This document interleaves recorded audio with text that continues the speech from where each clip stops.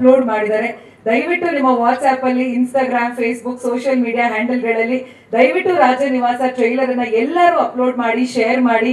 And ಆದಷ್ಟು ಹೆಚ್ಚು ಹೆಚ್ಚು ಕನ್ನಡಿಗರಿಗೆ, ಬರೀ ಕನ್ನಡಿಗರಿಗೆ ಮಾತ್ರ ಅಲ್ಲ, ದೇಶಾದ್ಯಂತ ನಮ್ಮ ಈ ಒಂದು ಟ್ರೈಲರ್ ನ ತಲುಪಿಸೋ ಪ್ರಯತ್ನವನ್ನ ನಾವೆಲ್ಲರೂ ಒಟ್ಟಾಗಿ ಮಾಡೋಣ ಅಂತ ನಿಮ್ಮಲ್ಲಿ ನಾನು ಕೇಳ್ಕೊಳ್ತಾ ಇದ್ದೀನಿ. ಡಾಕ್ಟರ್ ವಿಷ್ಣು ಸೇನಾ ಸಮಿತಿಯ ರಾಜ್ಯಾಧ್ಯಕ್ಷರು ಶ್ರೀ ವೀರಕಪುತ್ರ ಶ್ರೀನಿವಾಸ ಸರ್ ದಯವಿಟ್ಟು ವೇದಿಕೆಗೆ ಬರಬೇಕು ಅಂತ ಕೇಳ್ಕೊಳ್ತಾ ಇದ್ದೀನಿ.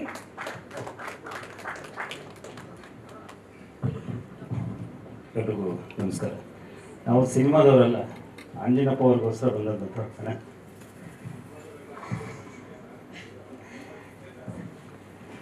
ಕನ್ನಡಿಗ ಗಟ್ಟಿಯಾಗದು ಹೊರತು ಕನ್ನಡ ಗಟ್ಟಿ ಆಗಲ್ಲ ಅನ್ನುವಂಥದ್ದು ಒಂದು ಪುರಾತನ ನಿಲುವು ನನ್ನದು.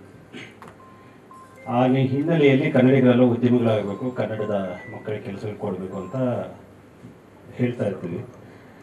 ನಮ್ಮ ಅಂಜನಪ್ಪ ಅವ್ರ ಸೀರಿಯಸ್ ಆಗಿ ತಗೊಂಡು ಉದ್ಯಮ ಶುರು ಮಾಡಿದರೆ, ಬಟ್ ಸಿನಿಮೋದ್ಯಮಕ್ಕೆ ಬಂದಿದ್ದಾರೆ, ಅದೇ ಭಯ ಆಗ್ತಾ ಇರೋದು.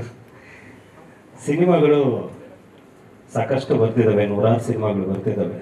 ಬಟ್ ಇಲ್ಲಿರುವಂತಹ ಬಹುತೇಕ 90% ಕನ್ನಡ ಸಿನಿಮಾ ನಾವೇ ನೋಡಿಲ್ಲ. ಕನ್ನಡದಲ್ಲಿ ಕರ್ನಾಟಕದ ಥಿಯೇಟ್ರ್ ಮಟ್ಟಿಗೆ ಡಿಮ್ಯಾಂಡ್ ಆ್ಯಂಡ್ ಸಪ್ಲೈ ಪಾಲಿಸಿ ಜಾರಿಯಲ್ಲಿದೆ. ಯಾವ ಕಂಟೆಂಟನ್ನು ಜನ ನೋಡ್ತಿದ್ದಾರೋ ಅದು ಥಿಯೇಟ್ರಿಗೆ ಬರ್ತಿದೆ. ಕನ್ನಡಿಗರು ಥಿಯೇಟ್ರ್ ಸಿಗ್ತಾ ಇಲ್ಲ, ನಮಗೆ ಕನ್ನಡ ಸಿನಿಮಾಗಳು ಓಡ್ತಾ ಇಲ್ಲ ಅನ್ನೋದಕ್ಕಿಂತ ಅಂಥ ಕಂಟೆಂಟ್ ಕೊಡ್ತಾ ಇದ್ದೀವ ಅನ್ನೋಂಥದ್ದು ಒಂದು. ಎರಡನೇದು ಕ್ವಾಲಿಟಿ ಸಿನಿಮಾಗಳನ್ನ ಎಷ್ಟು ಪ್ರಮಾಣದಲ್ಲಿ ಮಾರ್ಕೆಟಿಂಗ್ ಮಾಡ್ತಾ ಇದ್ದೀವಿ ಅನ್ನೋದು. ಒಳ್ಳೆಯ ಸಿನಿಮಾ ಬಂದಿದೆ ಗೊತ್ತಾಗದೇ ಇರುವಂತಹ ಸ್ಥಿತಿ ಇವತ್ತು ಕನ್ನಡದ ಮಟ್ಟಿಗಿದೆ. ಮತ್ತು ಇನ್ನೊಂದು ಕೌಟುಂಬಿಕ ವಾತಾವರಣ. ಮೊದಲೆಲ್ಲ ಮೊನ್ನೆ ಕೆಲವು ಹಿರಿಯ ನಿರ್ದೇಶಕರು ಅನ್ಸ್ಕೊತಾ ಇದ್ರು, ಎಲ್ಲ ಒಟ್ಟಿಗೆ ಊಟ ಮಾಡ್ತಿದ್ದಾರಂತೆ ನಿರ್ದೇಶಕರು, ಹೀರೋಯಿನು, ಪೋಷಕ ನಟರು ಎಲ್ಲ. ಇವತ್ತು ಹೇಗಾಗಿದೆ ಚಿತ್ರರಂಗ ಅಂತಂದರೆ, ಒಬ್ಬ ಪುಟ್ಟ ಕಲಾವಿದ ಕೂಡ ಒಂದು ಕ್ಯಾರವನ್ ಮಾಡಿಕೊಂಡು ಸಪ್ರೇಟಾಗಿ ಹೋಗಿ ಊಟ ಮಾಡುವಂತಹಷ್ಟು ಗೋಡೆಗಳನ್ನ ಎದುರಿಸ್ಕೊಂಡ್ಬಿಟ್ಟಿದ್ದಾರೆ. ಯಾರ ಬಗ್ಗೆಯೂ ಆತ್ಮೀಯತೆ ಇಲ್ಲ, ಯಾರ ಬಗ್ಗೆಯೂ ಆಪ್ತತೆ ಇಲ್ಲ. ಜೊತೆಗೆ ಇವತ್ತು ಅಂಜನಗೌಡರು ಇವತ್ತು ಸಿನಿಮಾಗೆ ಒಂದು ಕಾರ್ಯಕ್ರಮ ಮಾಡಬೇಕಂತಂದರೆ ಬಹುಶಃ ಅವರು ಇನ್ನೊಂದು ಜನ್ಮ ಪಡೆದಿದ್ದಾರೆ ಅಂತ ನನಗೆ ಗೊತ್ತಿದೆ.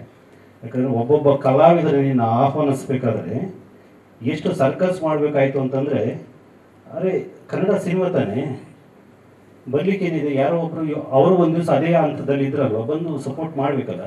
ಬಟ್ ಪ್ರತಿಯೊಬ್ಬರು ಒಂದೊಂದು ಕಾರಣ ಹೇಳಿದ್ದಾರೆ. ಎಷ್ಟು ಜನ ಹೇಳಿದ್ದಾರೆ ನನಗೆ ಗೊತ್ತಿದೆ. ಅದ್ರ ಮಧ್ಯದಲ್ಲಿ ಆದಿತ್ಯ ಅವರು ಬಂದು ಇಲ್ಲಿ ಅವ್ರ ತಂದೆಯವರು ಈ ನಾಡಿನ ಮೇರು ನಿರ್ದೇಶಕರು, ಆ ಜವಾಬ್ದಾರಿಯನ್ನು, ಆ ಪರಂಪರೆಯನ್ನು ಮುಂದುವರಿಸ್ಕೊಂಡು ಹೋಗ್ಲಿಕ್ಕೆ ಅವರೊಂದು ಆ ಜವಾಬ್ದಾರಿನ ಅರ್ಥ ಇಲ್ಲಿ ತನಕ ಬಂದಿರೋ.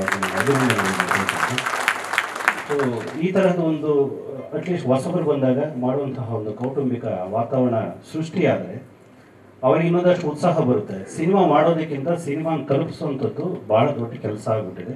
ಆ ಹಿನ್ನೆಲೆಯಲ್ಲಿ ಈ ಸಿನಿಮಾ ರಾಜನಿವಾಸ ಭಾಳ ಅದ್ಭುತವಾಗಿ ಟ್ರೈಲರ್ನಲ್ಲಿ ಕಟ್ಕೊಟ್ಟಿದ್ದಾರೆ. ಭಾಳ ಶ್ರಮ ಹಾಕಿದ್ದಾರೆ ಮಿಥುನ್, ಲೋಕೇಶ್ ಗೌಡರು ಮತ್ತು ಅಂಜನಪ್ಪ ಅವರು.